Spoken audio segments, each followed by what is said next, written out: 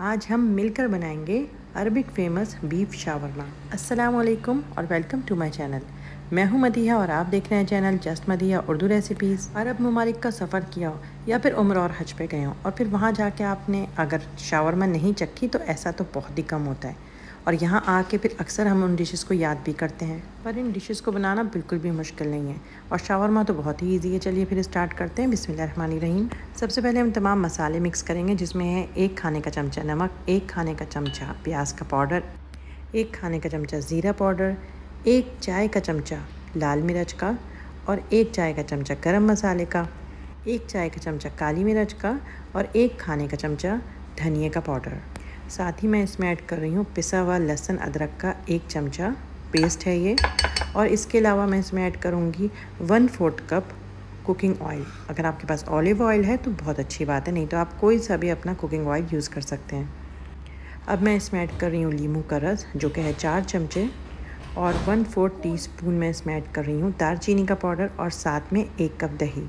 سب چیزوں کو ایڈ کرنے کے بعد ہم اس کو مکس کر لیں گے۔ تقریباً تمام انگریڈینٹ یہ جو مسالے ہیں ہمارے گھر میں موجود ہی ہوتے ہیں، اور کچھ کھانے کے ٹیسٹ ایسے لگتے ہیں جو ہمیں لگتا ہے کہ یہ بنانا تو بہت ہی مشکل ہے، لیکن آپ گھر پہ بنائیں تو آپ کو پتہ چلتا ہے یہ تو بہت ایزی تھا۔ تو اسی طرح سے یہ کچھ ریسیپی ہے شاورما کی جو بہت ایزی ہے۔ اب میں نے لیا ہے بیف، اور بیف کو جس طرح سے میں نے کٹنگ کرا ہے میں آپ کو دکھا رہی ہوں۔ میں نے اس کو بالکل باریک باریک کٹ کر لیا ہے، کیونکہ یہ بہت جلدی پک جائے گا، پھر ہمیں شاورما بنانے میں بھی بہت ایزی رہے گا یہ، کیونکہ پہلے سے اس کی کٹنگ بہت اچھے سے ہوئی ہوئی ہے۔ اب جو ہم نے دہی میں ساری چیزیں مکس کری تھیں وہ اس میں ایڈ کر دیں گے، اچھے سے اس میں مکس کریں گے، اور پھر ہم اس کو کور کر کے فریج میں رکھ دیں گے۔ کم سے کم ہم اس کو فریج میں 4 گھنٹے رکھیں گے، اور زیادہ سے زیادہ آپ اس کو اوور نائٹ بھی رکھ سکتے ہیں۔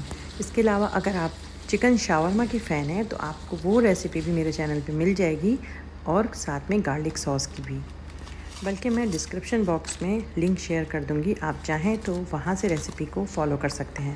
شاورما کو تقریباً میں نے میرینیٹ کرنے کے لیے اوور نائٹ رکھا تھا۔ اب ہم پین لیں گے ایک، اور اس میں ایڈ کریں گے گھی کے 2 سے 3 چمچے ایڈ کریں گے۔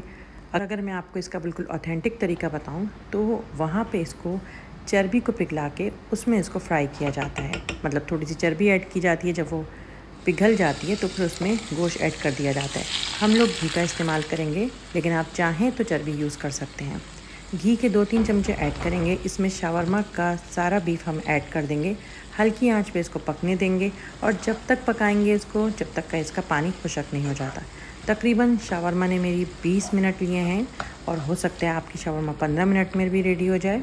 شاورما کو ریڈی کر کے سائڈ میں رکھ دیا ہے۔ اب ہم یہاں پہ ریڈی کرتے ہیں اپنی سینڈوچ کے لیے سلاد۔ میں نے یہاں پہ لیے پیاز جو میں نے باریک کاٹ لی ہے، ساتھ میں ٹماٹر ایڈ کر رہی ہوں، اور تھوڑا سا ہرا دھنیا، اور ساتھ میں لیموں کا رس۔ چیزوں کی کوانٹٹی آپ اوپر نیچے کر سکتے ہیں، آپ کو زیادہ پیاز پسند ہے تو آپ زیادہ پیاز ایڈ کریں، زیادہ ٹماٹر پسند ہے تو آپ زیادہ ٹماٹر ایڈ کریں۔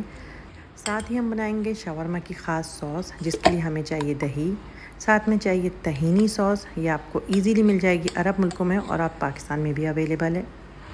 ساتھ میں 4 سے 5 جویں ہم لہسن کے ایڈ کریں گے، کالی مرچ ایڈ کریں گے 1 ٹی اسپون، 1 ٹی اسپون ہم اس میں زیرہ پاؤڈر ایڈ کریں گے، اور 1 ٹی اسپون نمک۔ ساتھ میں ہم اس میں ایڈ کریں گے لیموں کا رس، جو میں نے لیا ہے 4 چمچے تقریباً۔ ان تمام چیزوں کو ہم گرائنڈ کر لیں گے اور ایک اسموتھ سی پیسٹ بنا لیں گے۔ بیف شاورما میں جو سوس یوز ہوتی ہے اس میں طحینی سوس ایڈ ہوتی ہے، اور وہ ڈفرینٹ ہوتی ہے، لیکن جو چکن شاورما میں سوس یوز ہوتی ہے وہ ہے گارلک سوس، اسی لیے دونوں شاورما کا ٹیسٹ ٹوٹل ڈفرینٹ ہوتا ہے۔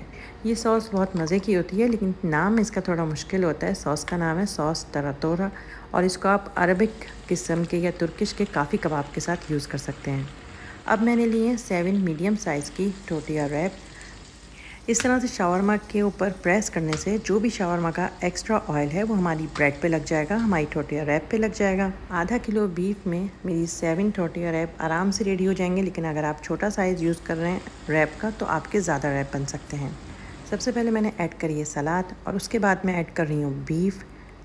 تمام سینڈوچز میں بیف ایڈ کرنے کے بعد میں ایڈ کروں گی سوس جو ہم نے ایڈ کری تھی، جس کا نام ہے تراتورا سوس۔ سوس ایڈ کرنے کے بعد میں اس کو ایک ایک کر کے ریپ کروں گی، اور یہ بہت اچھے سے ریپ ہو جاتی ہے۔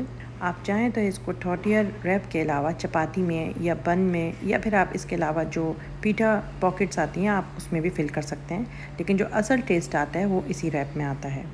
तमाम शावरमा रैप करने के बाद अब मैं इनको हल्के से ऑयल में अच्छे से दोनों साइड से सेक लूँगी। अगर आप मेहमानों को सर्व करने के लिए ये बना रहे हैं तो आप पहले से सारे रैप रेडी करके रख लें और जब मेहमान आ जाएं तो आप इनको सेक के सर्व करिए, या फिर आप चाहें तो बच्चों को स्कूल के लंच में दीजिए, या फिर आप खुद डिनर और लंच में इसको एंजॉय करिए। मज़ेदार सी बीफ शावरमा हमारी तकरीबन रेडी है। यकीनन आपको रेसिपी पसंद आई होगी। अगर आप इसको ट्राई करिए तो अपना फ़ीडबैक मुझे ज़रूर दिएगा। मेरी बाकी रेसिपीज़ को भी देखिएगा, आपको ज़रूर पसंद आएंगी।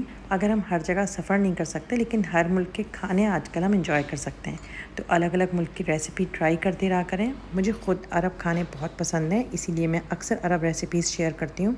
दुआ में याद रखिएगा। मैं मिलूँगी नेक्स्ट रेसिपी में। जब तक के लिए अल्लाह हाफ़िज़।